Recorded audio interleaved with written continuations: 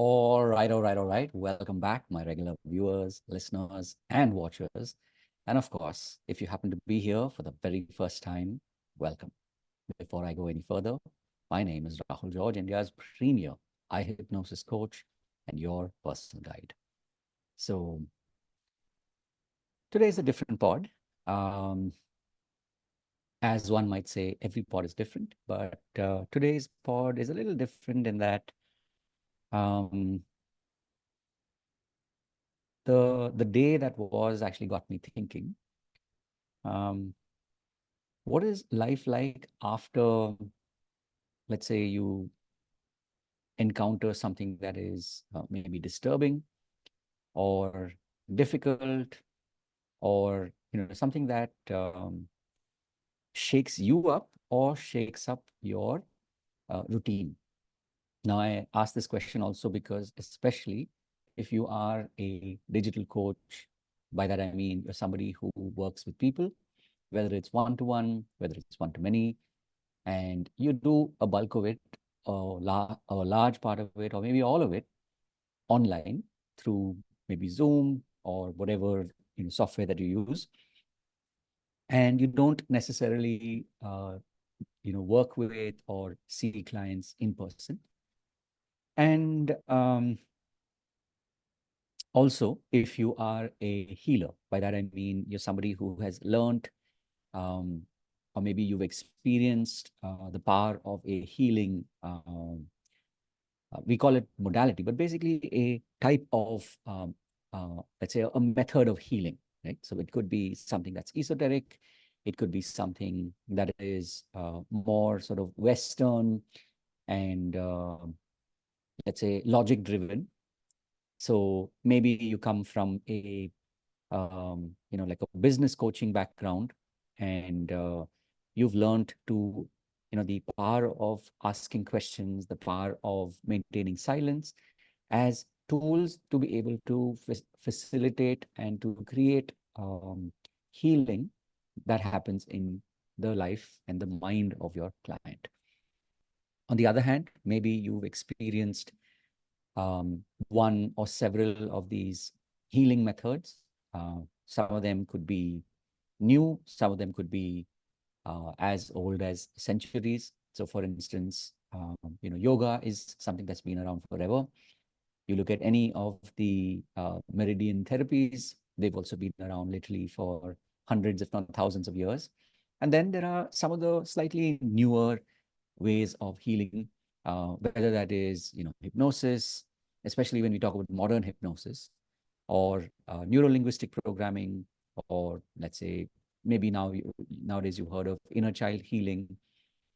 And like this, there are many ways in which you maybe you on your journey have experienced it, and then you decided that, hey, you know what, I've had the blessing of being able to experience the power of these tools, and now I want to go out and help other people who are struggling, like how I was till recently, right?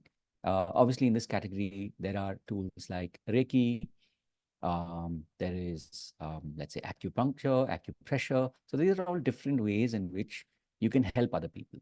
And some of it is, of course, it's like they say, it's best delivered in person, but not necessary that all of it has to be in person. Some of it you've been able to also figure out, especially post-COVID, you've been able to figure out how to connect with other people online and administer that healing, whether you call it healing technique, healing method, whatever name that you want to give it.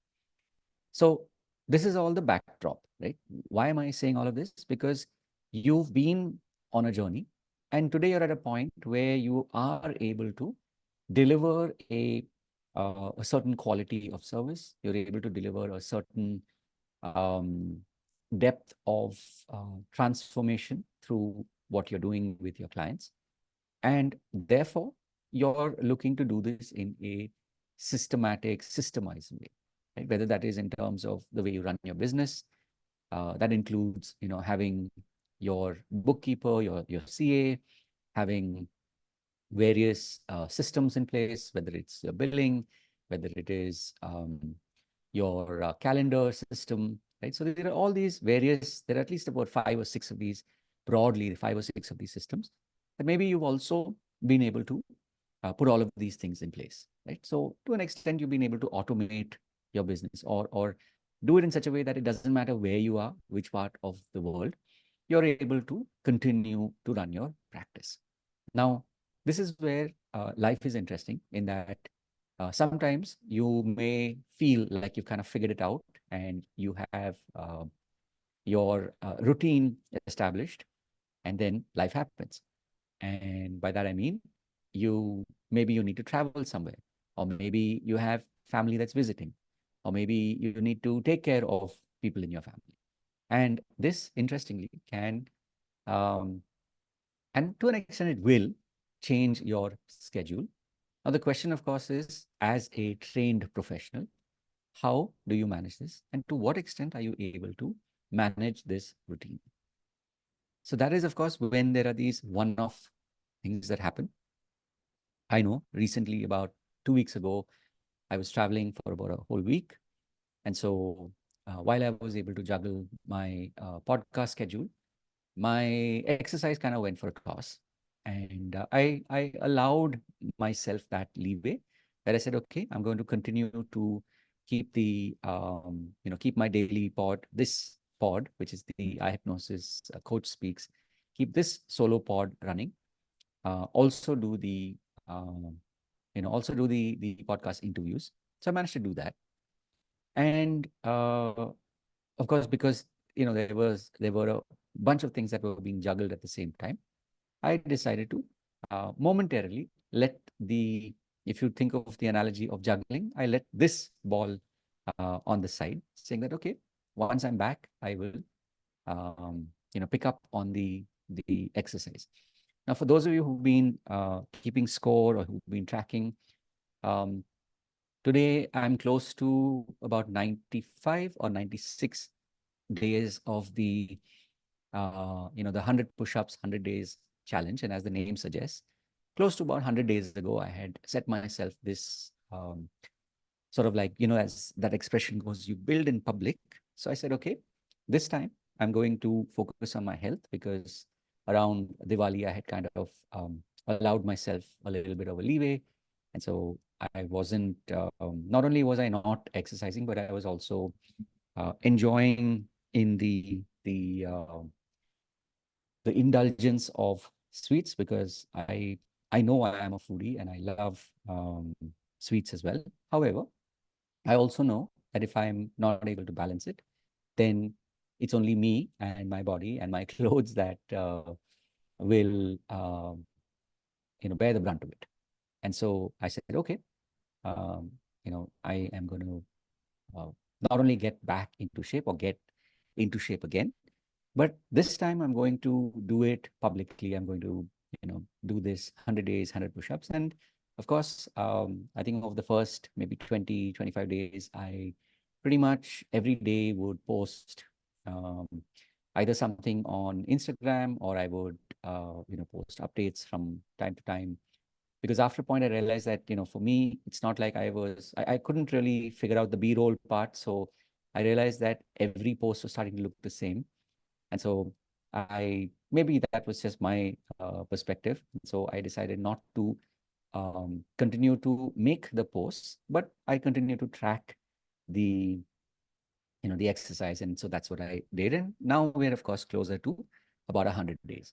And then, of course, along the way, I, started doing my kettlebell swings, which was something that I was very, very keen on doing for a very long time. And I finally started doing that.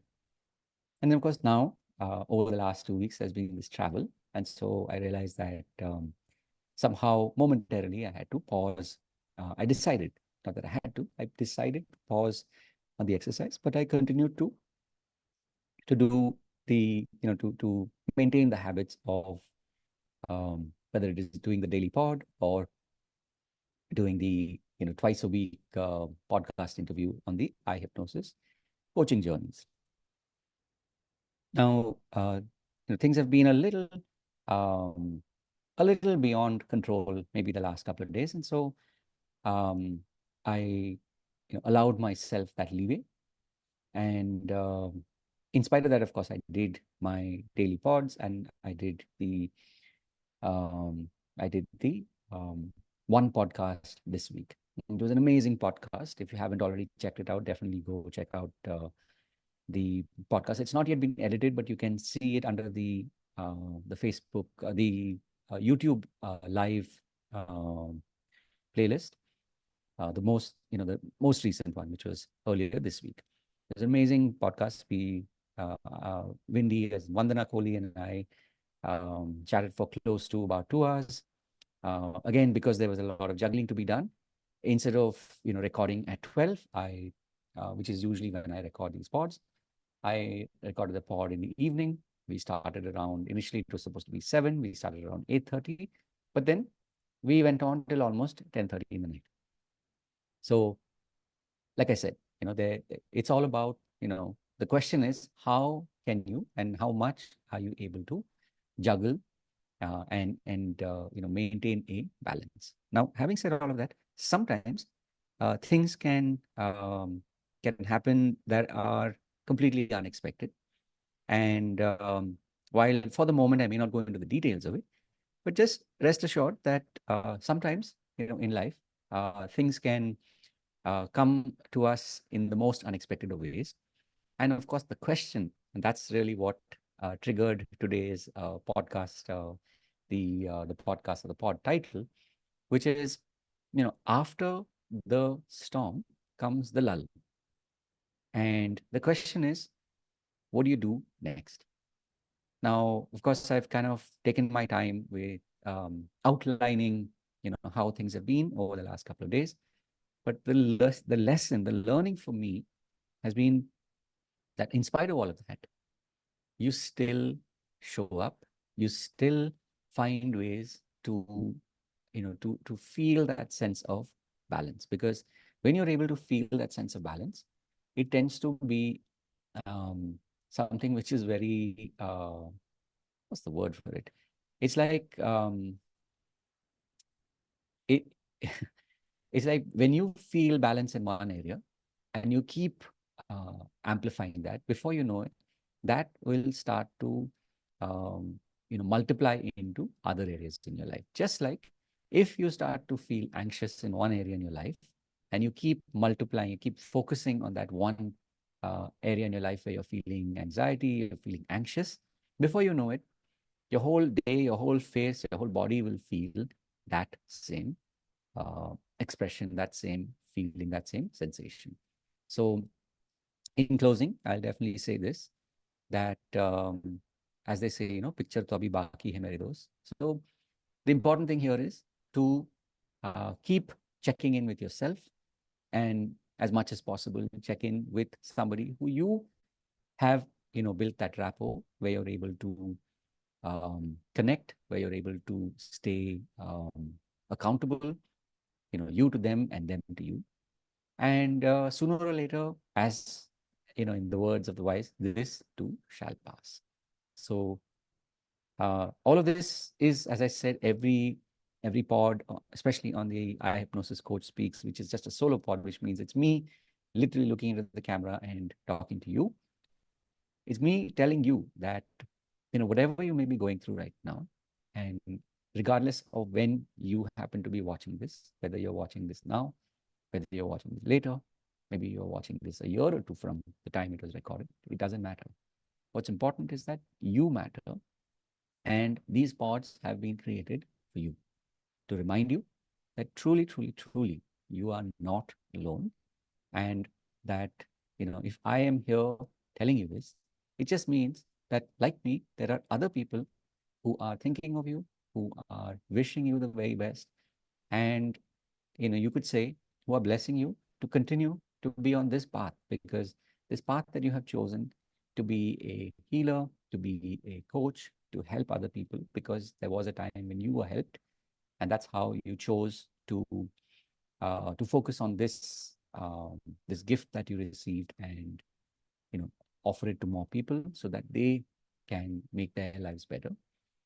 Um, in building this into a mission and making it something which is financially sustainable as well as emotionally sustainable, is a process. And so as long as you are willing to treat it as a process, which means there will be ups, there will be downs, but um, eventually you will reach a point where things balance out.